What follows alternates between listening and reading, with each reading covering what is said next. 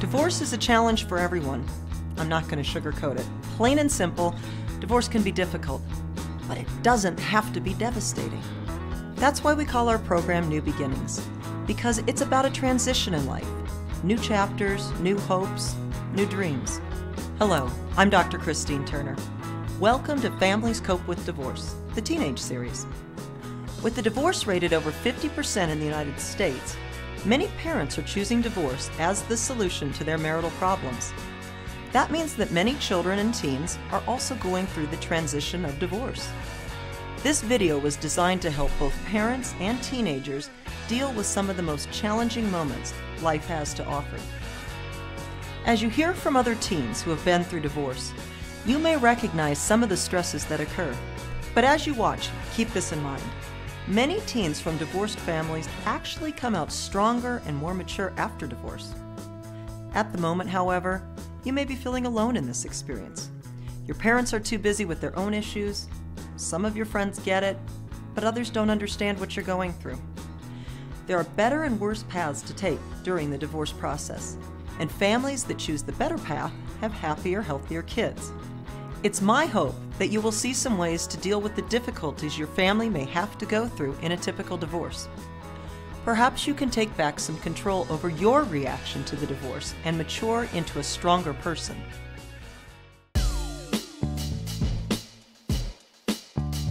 It's fairly typical for parents to need a little extra help around the house post-separation or divorce.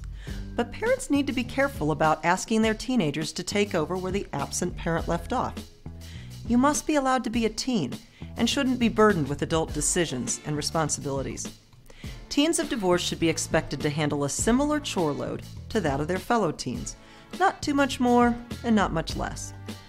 Unfortunately, it's easy for families going through divorce to parentify their children, especially teenagers. There's more work to do for a single parent running the household, and it gets very tempting for parents to ask too much of you. Too much in the way of babysitting your younger siblings, cooking, cleaning, etc. Parents need to make sure that you still have downtime in order to just be yourself and hang out. You might actually enjoy the new parent role that has been placed upon you. You may like being the mini mom or the mini dad in the family. The power might be nice, but soon you'll regret the responsibility that comes with the job, especially if you can't measure up to that responsibility or find that you don't have free time to take care of yourself. I think sometimes it feels less fair when I am expected to act like a second parent to my little siblings because I have my own responsibilities to take care of because I'm still a kid and I can't act like a parent yet, and I don't have time to act like a parent because I'm still dealing with teenage responsibilities.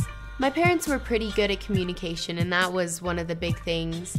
They always talked to each other, made sure that we were taken care of. But the one thing that was hard was when they would try to communicate through us kids, and even the financial situations between both of them, we would hear that a lot, and that was hard.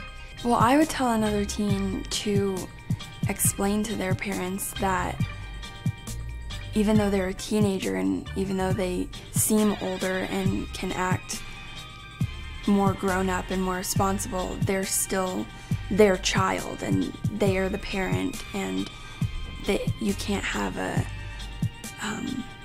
more mature friendship. You still have to have a parent and child relationship. When I talk to the children, it's very important that they understand where we are, where we're going, and that it's going to be different. I think it does have a lot of impact on us when our kids do call us out on stuff like that. It means that it's enough of a problem that they're going to say something. I think that overall, my son anyway has chosen to be quiet in most respects. So if he's going to say something, it's got to be a pretty big deal. So what's the solution? Parents need to stop parentifying their children once they understand the damage that it does to their kids. Kids need to be kids. They have the majority of their lives to be adults. So what can a teenager do about it? You need to let your parents know if you feel overburdened and ask them for help. Teens in particular need to know that their parents are still in charge. Your parents need to be there for you. and not the other way around.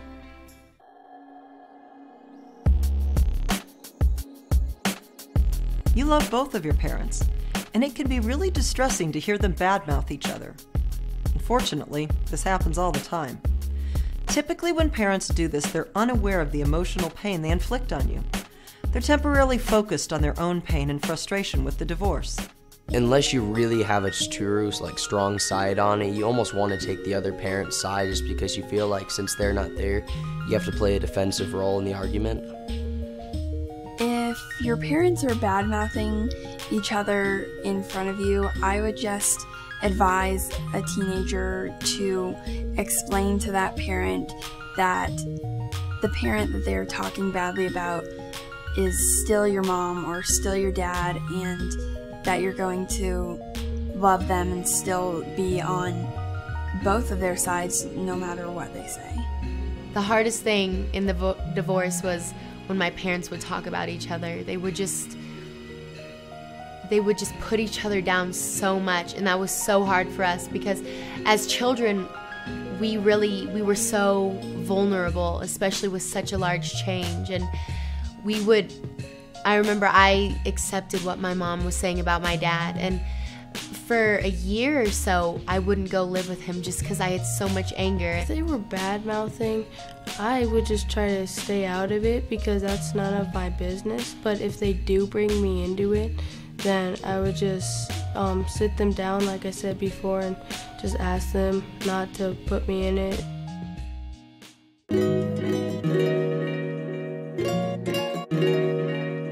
I have tried to be as good a role model as I could in front of the children and practice the better practices of a divorce by not putting their father down or try arguing with them on the phone in front of the kids. But every once in a while I slip, and I do, and they bring it to my attention and I take it back. Unfortunately. Boy, I think you can go into the fact that sometimes parents are flawed and they make mistakes, and they can let emotion rule their brain, and they're not acting necessarily rationally right now, and that later maybe depends upon what kind of relationship they have with their parent, to maybe once things have calmed down to say really that wasn't very cool. I'm just human. I'm just a mom, and I've got feelings, and every once in a while I say things that I shouldn't say, and I say that to them, and I would ask kids just to understand, be a little bit empathetic, because we've taken on a big responsibility as a single parent in a divorce situation. And it is tough. It is hard. I would tell a teenager or a child, if they were witnessing their parents fighting or speaking badly about each other, to ask them just to stop. Please don't do that. You're hurting my feelings. I don't want to hear it. Keep it out of my life. If I were to tell parents anything about interacting with each other or interacting with your kids, it's never to badmouth the parent. It's so hard for the kids because they're so vulnerable and they're so unused to this change that they soak up whatever you're saying, and it just makes it miserable for them. When the parents are always trying to hurt each other through the children, it really ends up hurting the children. You share traits from both your mom and your dad, and you should be allowed to discover who your parents are based on your own understanding and experience of them. You shouldn't be put in the middle of trying to please your parents. This can lead to feelings of resentment. Did you know teens learn about themselves by identifying with their parents and friends? So in a perfect world, your parents would avoid bad-mouthing each other in front of you, and they would avoid asking you to take sides in an argument. Ask your parents not to bad-mouth the other parent in front of you. Tell your parents how much it hurts to hear them bad-mouth each other. Remember not to over-identify with one or the other of your parents. When they badmouth each other, they are not badmouthing you. Try to remain neutral and look at both sides of the situation.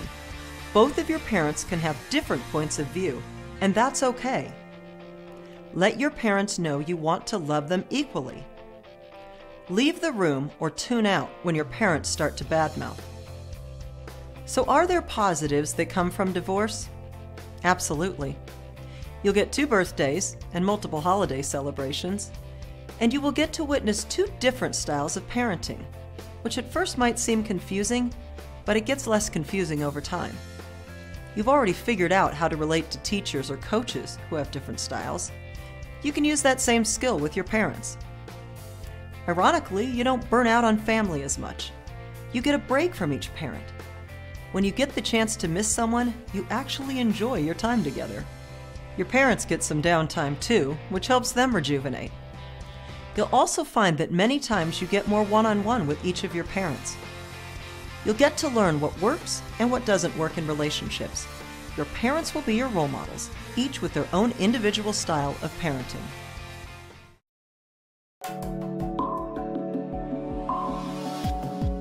Do you ever feel like the messenger or middleman?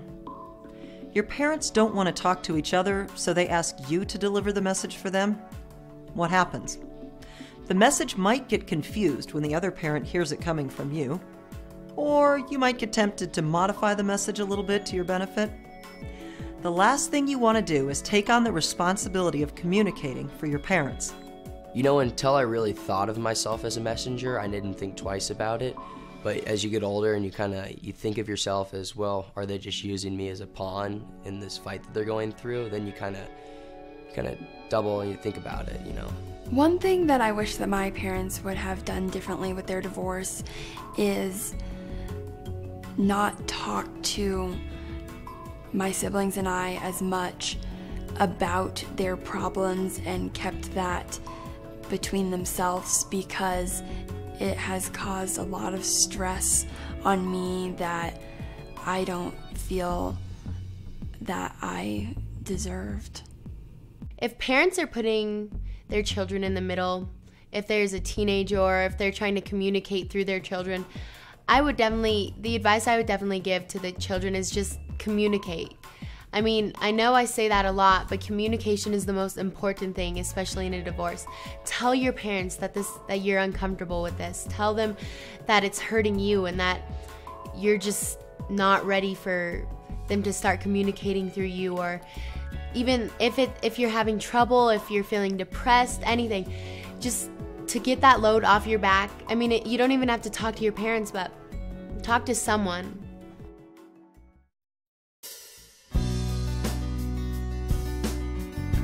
I think that it's important when you're speaking with your children to be on their level, meaning face to face, and talking to them, making eye contact, so they understand what is actually happening, and they understand that they care, that you care, and that things haven't really changed in your relationship.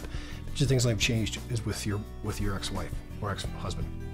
The advice I would give to a child if he's being put in the middle of the communication is just to say, I don't know, or I'm not comfortable with that, I can't remember. I think my son has learned that skill very well.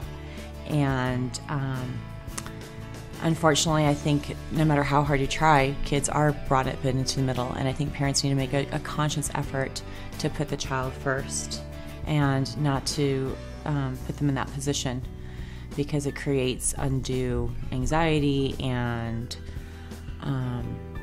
it just isn't fair to them at all, because then they feel like they're choosing sides.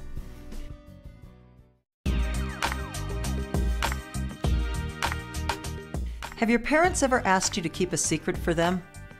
Did it feel like a no-win situation? If you keep the secret from one parent, you might feel like you're being disloyal to the other parent by withholding information from them. However, if you tell the secret, which is what usually happens, then you risk losing a parent's trust or love.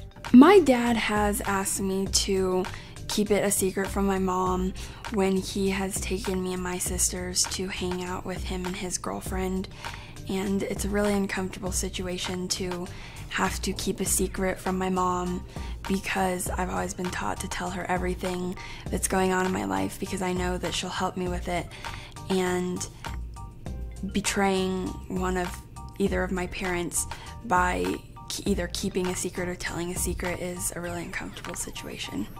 You don't want to tell them that mom said this or dad said this about you.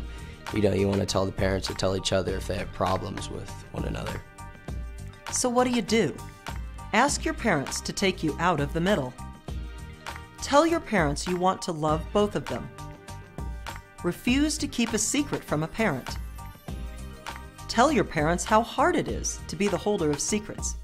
Ask your parents to communicate with one another. Refuse to be the middleman.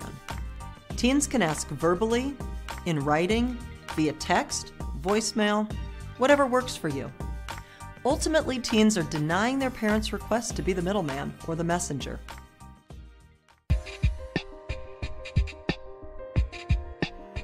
Whether parents are married or divorced, hearing them fight is tough to deal with. Hopefully the conflict will end once they're living in separate homes, but in the meantime it can be confusing and emotionally overwhelming. You may feel alone and wonder where to turn for support. Although parents often have difficulty resolving their differences, they need to keep you out of the middle of the fighting. It's not your job to figure out their problems. Teens shouldn't be subjected to their parents' constant arguing, and parents need to avoid placing you in the middle. When our parents fought in front of us, it was just, we didn't really understand because we were so young. But now that I look back, it was just really hard to experience such tension between our parents when we've really only seen, happiness and love. And it was confusing, and it didn't really set a good example for us. But again, we didn't really understand what was going on, but it was scary. You just wanted to walk away. You didn't want to be there when that happened. It's not your fault that your parents are fighting and not getting along, and it's not about the kids. It's just about issues that they're having in their own marriage, and it's nothing that kids can fix. It doesn't send positive messages to the kid, and it's not good for anybody in that relationship, parent or kid, and it may or may not help the parents, but it definitely doesn't help the kid to hear their parents arguing. So what can you do to get out of the middle of your parents' conflict? When my parents begin fighting in front of me, the way that I usually deal with it is leaving the room or going up to my room, turning on music, or watching TV and doing something to get my mind off of what they're saying and to just realize that I can't fix it. It's really, really hard to deal with, but after a while you get used to it and you kind of, where you can go in the house where you don't have to listen to it, and you find a way to block it, or you have somebody to tell them. Although there are many obstacles during a divorce, there are many things that can be positive, like the one-on-one time parents get with their teens. When there's only one parent in the household, a lot more interaction goes on between you and your parent. As a teen, I'm sure you don't relish too much one-on-one time with your parents, but knowing they want to spend time with you can actually feel really good. It might be easier to have that special bond without the other parent around.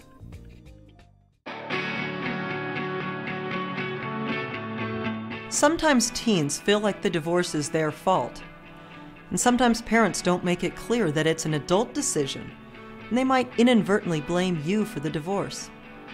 You need to know that the divorce is not your fault. You might think that if you somehow caused the divorce, you can put your parents back together. Divorce, however, is never the kid's fault. It's always an adult decision. One common thing that my friends and I have all realized throughout our parents' divorce is that you can't fix the situation, but you can fix how you react to the struggles that you're having and how you react to your parents' fights and just how you deal with your emotions and pull yourself together, because sometimes if you react badly to your parents' fights, it stresses them out more and can cause more fights and make things worse. The change was really difficult at first. It was so hard to accept that Mom and Dad were not going to be together. I remember crying in my bed for, the first 2 months of living at Dad's house. And it still to this day, it's not really the same as it was, but you do get used to it. You get in your routines. It's so helpful to have a schedule. That is one thing that I would definitely suggest is get on a schedule. You know, make sure that they see their parents each week, and just help the kids like adjust to this new change. And it's so hard for the parents too, I understand that, but this is not the kids' fault. This is not their doing. And to make it as smooth as you can for them, it makes it so much better. Things get a lot better from where they are right now, the divorce. I mean, as time passes by, things get better and better and easier to deal with, and you don't have to put up with some of the stuff, or it's just not a big deal anymore. Since it's happened before in the past, you don't have to worry about it because you already know what's going to happen. When my parents first got divorced, I felt pretty sad, and I was kind of confused on what happened, and everything was just kind of swirling around. But as time went on, I got used to it, and you start gaining a lot closer relationships with your parents. I'm not the one getting divorced from them. They're still my parent, and that relationship isn't going to change even if their marriage changes. Life's good. It's actually better than what it would be with my parents together. My parents happy, like they're healthier being broken up and being married with someone who they love than to be with their ex and be miserable. Divorce breaks family, but it can't break you. In a perfect world, parents would explain to their children that the divorce was an adult decision. It was not the children's fault, and that it's a permanent decision. The adults are the ones who are taking ownership for their marital choices. This is not a place for children to influence or take ownership of the parents' choices.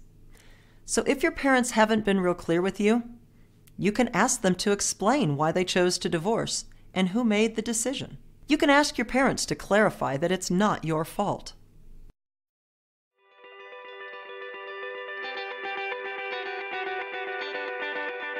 There are many ways to deal with the challenges of divorce because it affects everyone in the family. What it comes down to for you is how are you going to take care of yourself during your parents' divorce? You're old enough to take responsibility for your own actions in relationship to your parents' divorce. Things will change for the better if you set limits and communicate with your parents if their behavior makes you feel uncomfortable. Avoid taking things too personally right now. Many times parents are so busy with the divorce process that it's easy for them to forget about everything else. You need to take responsibility for the things that you can control. You can rely on yourself. And when you have other needs, you will feel better asking your parents or another trusted support system for help, whether that's your friends, a coach, a grandparent, a teacher, or a counselor. Make sure you get the support you need. Talking about your parents' divorce will actually make you feel better, and it will help you get the things you need. Your parents' divorce isn't your fault. I hope this video has helped you discover that you do have the power in the process to take care of yourself. You can change things for the better. If you don't do anything differently, nothing will change. But if you ask your parents for what you need and share with them the way in which their divorce is affecting you, both positively and negatively, things will get better. New Beginnings is here to help you take back control. We wish you progress in this journey. Please visit our website at newbeginningscoparenting.com.